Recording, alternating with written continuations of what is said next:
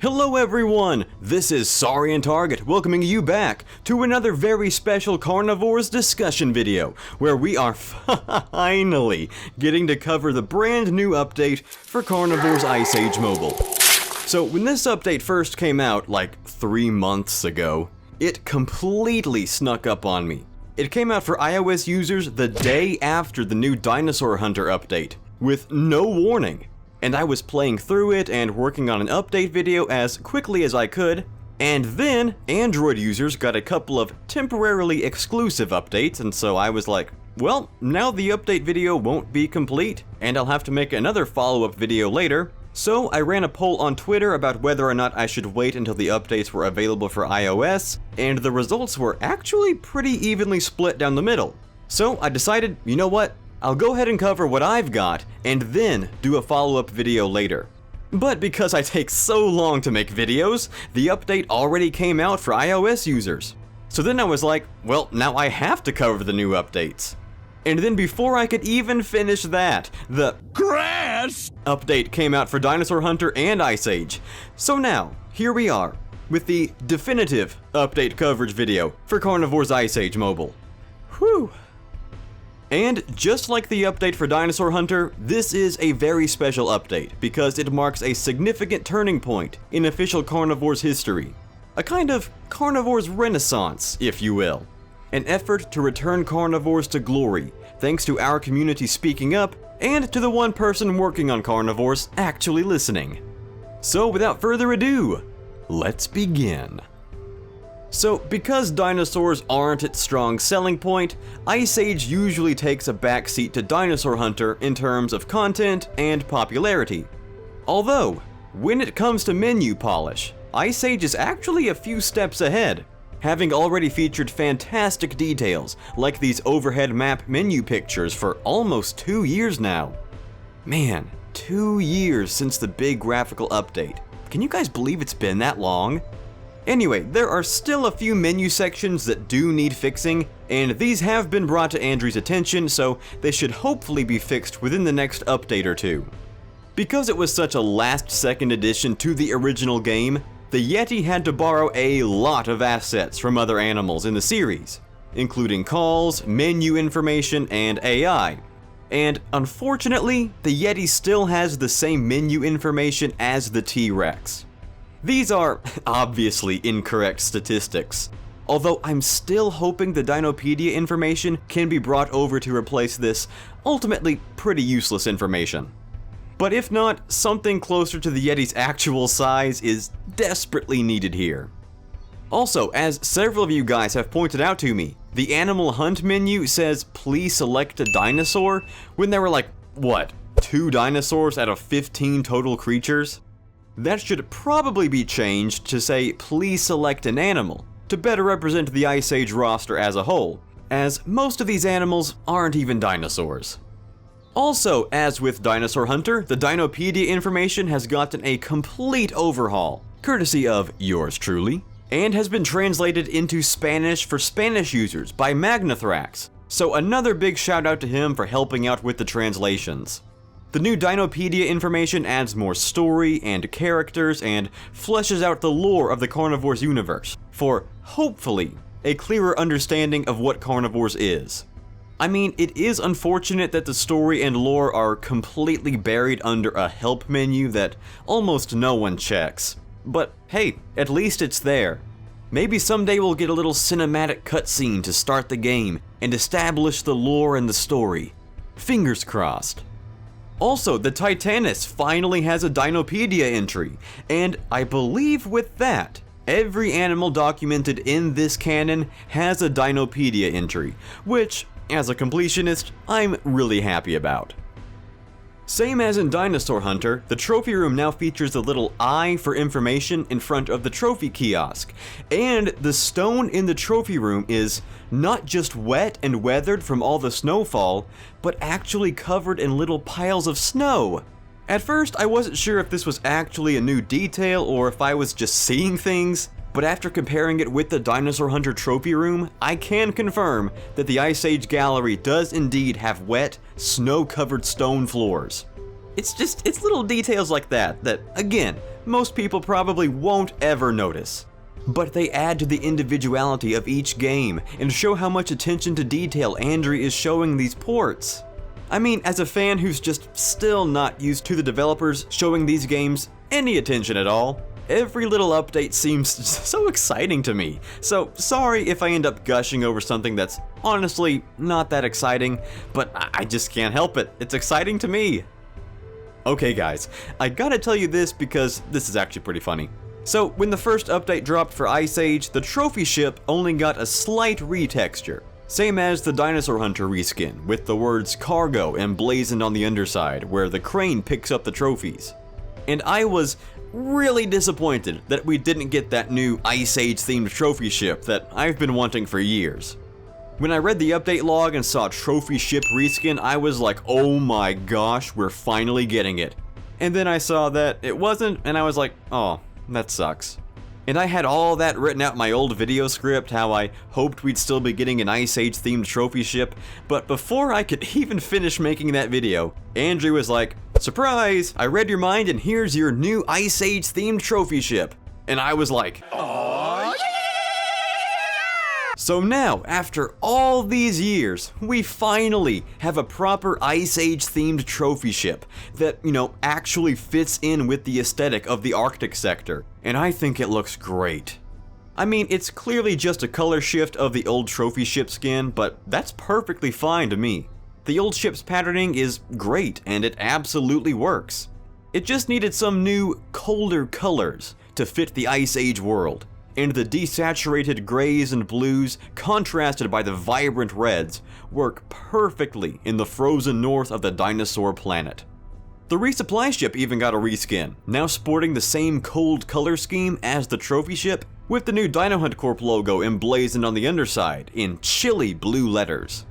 These are excellent additions and lore expansions that show Dino Hunt Corp customizing the trophy ships to match the theme of the environment or tour, which is something that I personally don't think enough mods incorporate, so I'm really glad to see the official games taking initiative with this edition. And of course, one of the most recent and exciting new updates to Ice Age is all the new grass! Just like in Dinosaur Hunter, all of the maps in Ice Age have been retextured with a healthy layer of foliage that is just so freaking immersive and wonderful, and I love it. It feels like a real world with plants that animals eat and hunt in, and it's just so good. It's so good. Now, I've already talked more in depth about the grass update in my lovely grass update video, to which you can find a link in the description or at the end of this video. So if you want to hear me talk more about grass for 15 minutes, go check it out.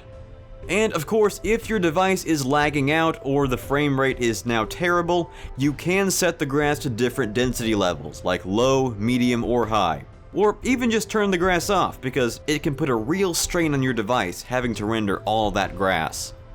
Also, just like in Dinosaur Hunter, the bridges at Reveren's Bridge, and in an Ice Age exclusive, Dry Notice Lake, have been edited to better reflect why players can't access them. In the original games, players could access these bridges and animals could not, a feature that was changed in the mobile ports so that nothing could access the bridges. No animals, no hunter, no one. But this was done without any proper explanation.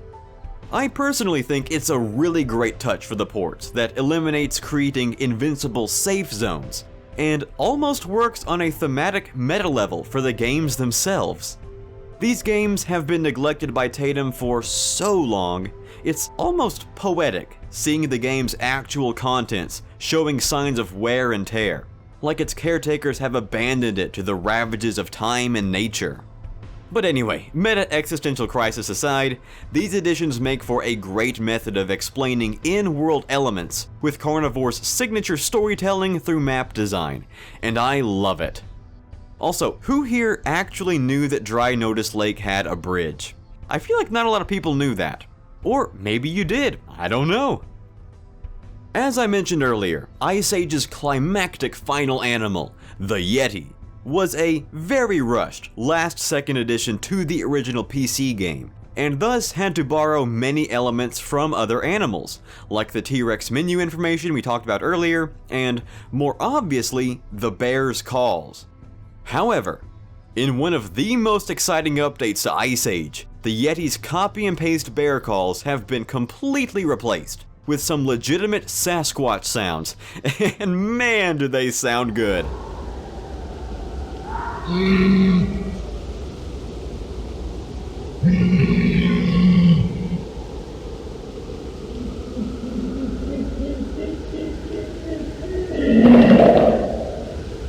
These calls are scary. They're ape-like. And at night, boy, they're pretty darn effective. I suppose my one gripe with the new calls is that this one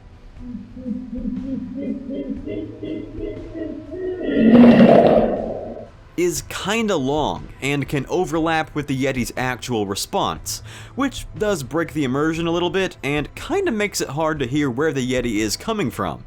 And at night, that's not a good feeling. I think it could be better if the chest beating sound effect tacked on at the end was trimmed off, but that's just a personal nitpick. It's honestly still kinda weird hearing new sounds coming from the Yeti after hearing the bear calls for so many years. But these new sounds are infinitely better for the animal making them, and are a much needed improvement. They even kind of match the original animal calls in terms of general audio quality.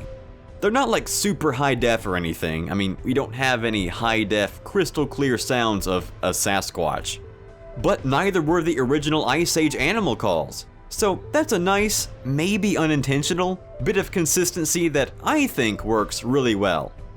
With new aggression buffs, proper sound design, and an added layer of lore polish, the Yeti is slowly but surely becoming the legendary bonus animal Ice Age intended it to be. And now, the biggest talking point of the new update, and what you're all here for, is the new Canon-Style reskins for some of the new animals, and sweet mother of mercy, do these new animals look good. Like, you guys know I love those Dinosaur Hunter reskins. Admittedly, some more than others, but even with only 4, I honestly think these Ice Age skins have outdone the dinosaurs, for the most part. They are incredible. Texture is key for making these new animals blend in with the originals, and the Andrewarchus's new texture and color scheme help give us something we haven't really seen that often in the Canon-Style: smooth, leathery skin. Because none of its animals are covered in scales, Ice Age gives us the opportunity to view different mammalian textures. But most of these polar beasts are covered in an assortment of fur lengths, so there's really been no official reference to go off of for creating thick skin. But now we have it, thanks to the Andrewarchus, and it looks fantastic. The texture and color scheme very much remind me of a seal's, with a perfectly natural blend of colors, tons of fleshy muscle folds, and powerful veins running along the neck. I mean, geez, I cannot get over how much I adore this skin. And how about those bony protrusions jutting out of the arm? That's bizarre and intimidating. Perfect for an aggressive alien herbivore. I suppose if I have one complaint about the Andrewarchus's new skin, it's that it doesn't have any fur on it at all. I mean, the real-life animal didn't have fur either, but neither did Brontotheres. And yet, the Brontotheri has shown us how those designs can be tweaked to best help the animal fit the environment. It wouldn't even have to be completely covered in fur, maybe just around the shoulders and down the back, because I do really love this smooth, leathery skin texture, but that's just a minor personal nitpick. Also, the Andrewarchus's eye looks so much better.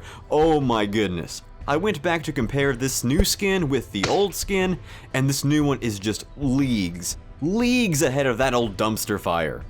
The old skin was so bright and flat and cartoony and just did not work at all.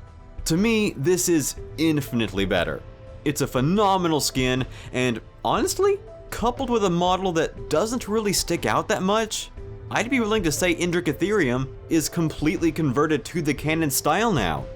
I know new models are the end goal for these new Tatum animals, the dinosaurs especially. But for the Andrewarchus, I don't know, I think the model works. The skin is gorgeous, and personally, I'd say it's complete. Welcome to the family, big guy. Doedicurus is the second Ice Age creature to get the Canon-Style treatment, and dadgum, this thing looks good. I mean, kinda ugly, but that's a good thing here. Honestly, I never really minded the old Doedicurus color scheme or model. It was always just the bright, flat, and cartoony texture that really stood out to me. But now it's gotten a much more realistic and Canon-Style texture, and it looks great. The colors are much darker now, complete with wrinkly skin folds on the head and a beautifully Canon-styled red eye. Deep red eyes are kind of a staple of Arctic sector herbivores, and giving the Doedicurus one is some excellent attention to detail. The shell, while the same base color as before, looks more faded and worn than it did before, and the addition of that little armor plating on the top of the head is a beautiful design choice that I adore. I also really like the decision to do away with those creepy teeth and add what almost looks like a beak to the end of the snout. Same with the Indracotherium, I never really had a problem with the Doedicurus' model. Old school mammal paleo art really hasn't changed that much compared to the dinosaurs. So now that it's been given a Canon-style texture, I'd be willing to say that the Doedicurus is pretty much completely converted to the Canon style. I can see some people being disappointed that it's pretty much the same colors as before, but I'm personally really happy with how it looks. And what a fantastic addition it is. The third Ice Age creature to get the Canon-style treatment in this update is the Hyaenodon, and just like the first two, to me, this skin looks incredible. It's pretty evident that this skin is based on Heinrich Harder's iconic illustration of Hyaenodon. I had a feeling that either Hyaenodon or Andrewarchus would end up taking inspiration from this painting. And to me, that's perfect. I don't recall Burian or Knight ever illustrating Hyaenodon themselves, but Harder's 19th century reconstructions are perfect, and sometimes weird, contemporaries to draw inspiration from, and I think it's worked excellently on Ice Age's new Hyaenodon. The new skin also gives us a patterning not often seen in Canon-style animals. Stripes. With the exception of the pig, most of Ice Age's animals stick to a solid color scheme with no variable patterns. But Hyaenodon now gives us another unique pattern to complement the dark neck and limbs. The stripes, as well as the other dark patterns on the skin, nicely fade into the lighter fur underneath, instead of sharply contrasting with hard edges, which is an important design choice that really helps seal this carnivore's Canon-style look. Something else I really appreciate about the Hyaenodon is the highlighted ridge pattern surrounding the eye. Several of the classic Ice Age animals have distinctive highlight patches surrounding their eyes, and the Hyaenodon's is an excellent attention to detail that just makes the skin that much better. Unfortunately, of the new reskinned animals, the Hyaenodon is the one who's really stuck in the same awkward limbo as the new dinosaurs, with a more Canon-styled skin stuck on an updated model. This model just does not work, to me personally. It never has. It's too scrawny and wiry. It needs to be beefed up, especially in the limbs and tail. But don't worry guys, no matter how much better the new Tatum Hyaenodon reskin looks, no Hyaenodon will ever beat my favorite little pupper from far north. Who's a good boy? Who's a good boy? You are! You are! And the final animal to receive a new Canon-style reskin is the Andrewarchus. And honestly, of the 4 new reskins, this one is probably my least favorite. And I'm kinda torn on it, because from certain angles and in certain lighting, I think, wow, that's a really good looking skin. But that's usually at a distance. Once you get up close, the details really hurt this skin more than they help it. The base color is fine. It's unfortunately very similar to the Smilodons, but yellow and gold and brown are common colors among predatory mammals. Granted, they're for camouflaging in a grassland environment, and since this alien Andrewarchus lives in a predominantly snowy environment, maybe it should have been white? Kinda like a cave lion or a snow leopard, with dark gray and black patches to help it blend in? I don't know, I might be the only one, but I think a white Andrewarchus sounds pretty cool, honestly. The Hyaenodon skin works better because it's already lightly colored, especially compared to the original painting. But the Andrewarchus is kinda stuck in the same boat as the Smilodon, in that its color scheme is based around an entirely different environment. Oh, Ice Age, if only you had more time in the development cycle.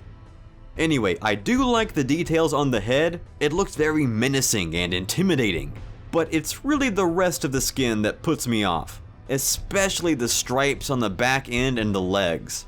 They just seem very hastily and lazily scribbled on, especially on the legs.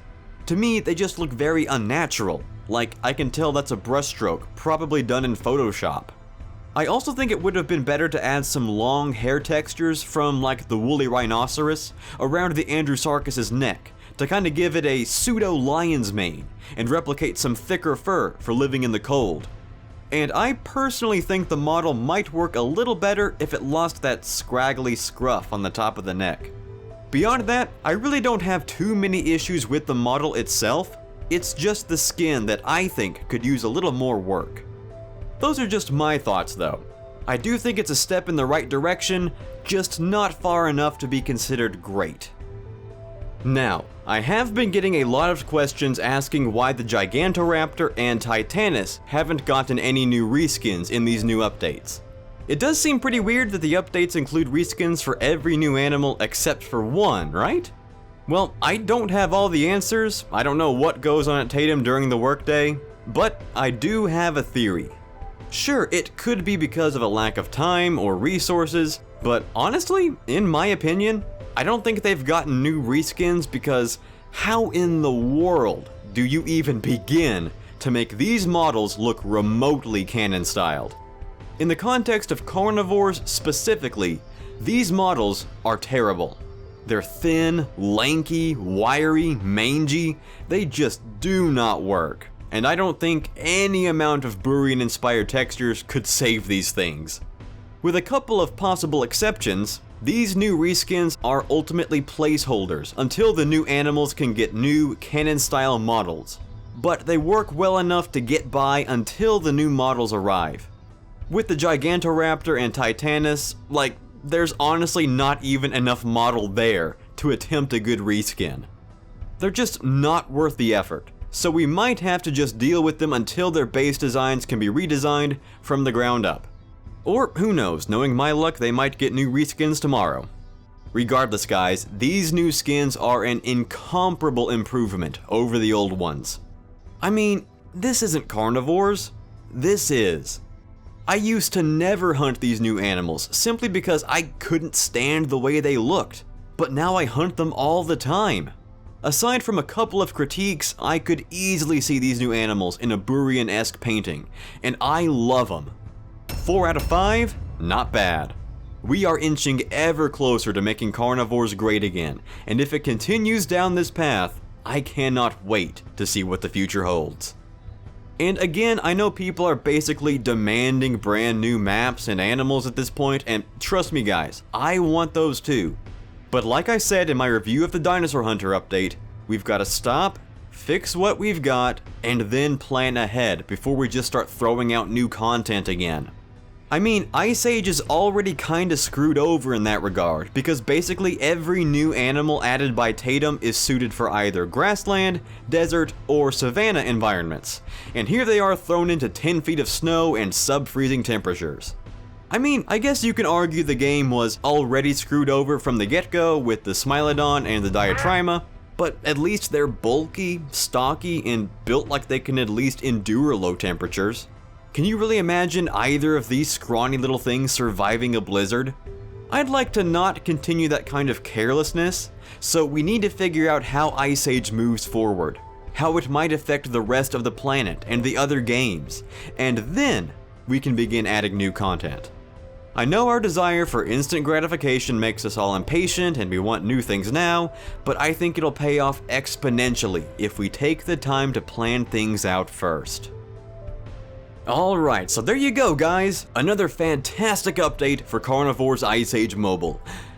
Wow, I never thought I'd be saying those words ever again.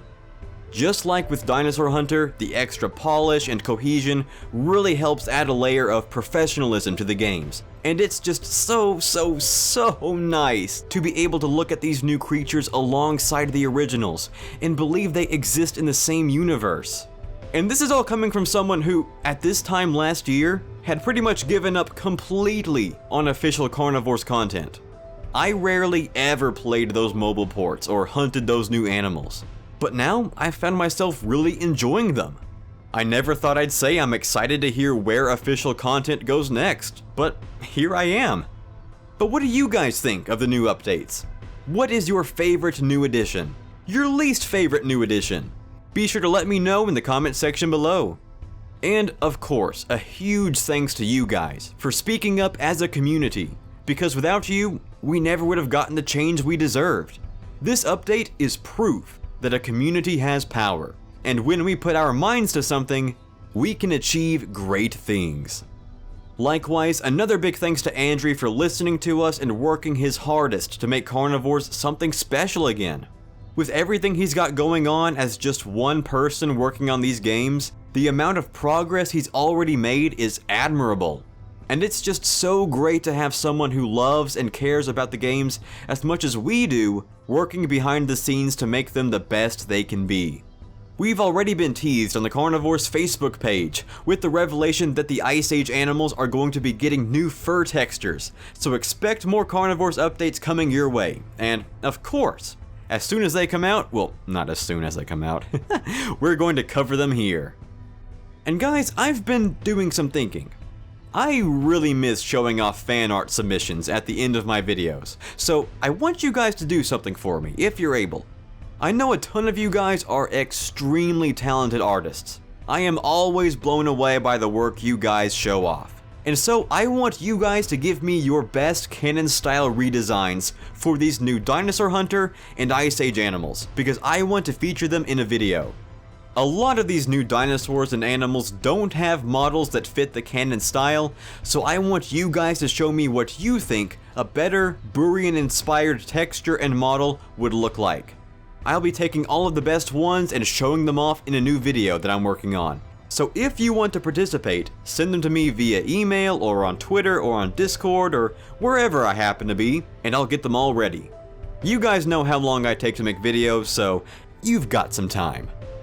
And thanks as always for watching, guys. We just hit 5,000 subscribers, and that is amazing. Thank you guys for being patient and understanding on how long videos take to make.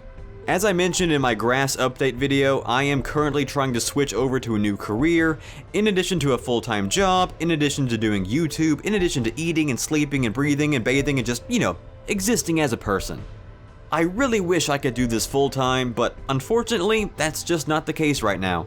But when I am finally able to put videos out, I truly hope they are worth the wait. Thanks again for watching, guys. You are all truly the best. And I will see you guys next time.